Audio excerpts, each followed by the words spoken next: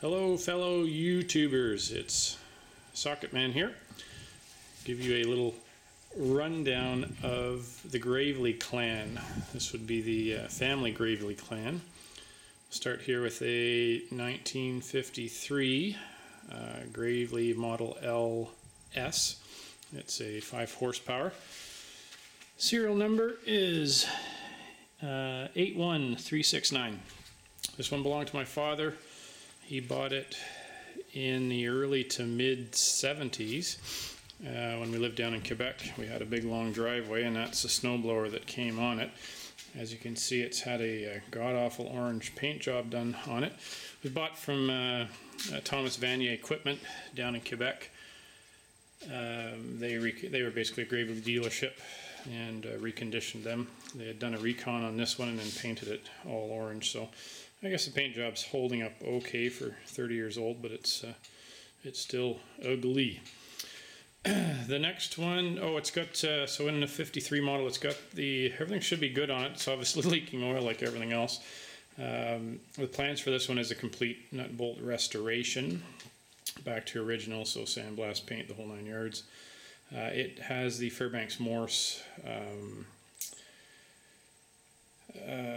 what am I looking for? The magneto in it is a Fairbanks Morse, which I've talked to an old timer that knows a lot about Gravely's and said that was not one of the better ones they had in there, where the Wickle ones are better. So next one belonged to my cousin. It's a 1958 Gravely Model LI. Serial number on that one is 29573. I think my cousin had this late 60s or early 70s. He had it. The attachment on it right now is just the brush hog on it. This one does have the better magneto on it. It's had a bit of a rebuild. It doesn't leak too badly, though one of the wheel axle seals, I believe, are leaking right now. Is the original colors, original paint job on it, just really faded. Should run fine. I've actually operated both of these a few years ago, so they do actually run. Of course, right now, having old gas and sitting for a while, they would need a complete clean out of the carburetor, the float bowls, and the gas tanks. And then the last one is the 68 Commercial 10A.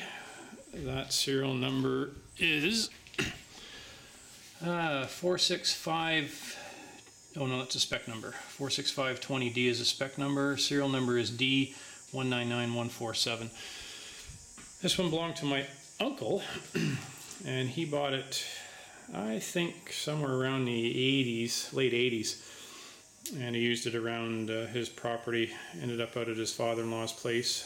The attachment that's on it right now is the dog eater snowblower, designed long before health and safety standards.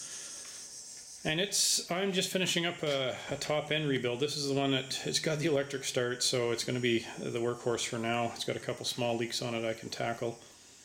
I've kind of gone stem to stern. Now the timing was out. It's been, as you can see here, it's been modified with an aftermarket ignition on it, coil, and the points are still the same, but it's got an aftermarket coil and condenser on it, provide a little stronger spark.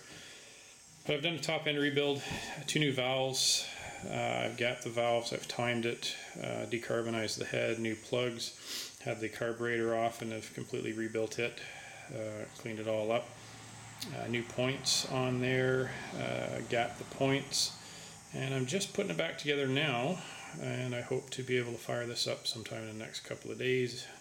Right now we're down at our country property, which is 48 acres of paradise with 700 feet to the neighbors on one side and 700 feet to the neighbors on the other side. So these will be used to work away in our garden, which is out the back there, as well as doing duty on ditch, cutting and trimming, as well as bush hogging back as we clear up some paths for walking and that. So I'll now go over and have a little chat about the attachments that came along with these 3 workhorses.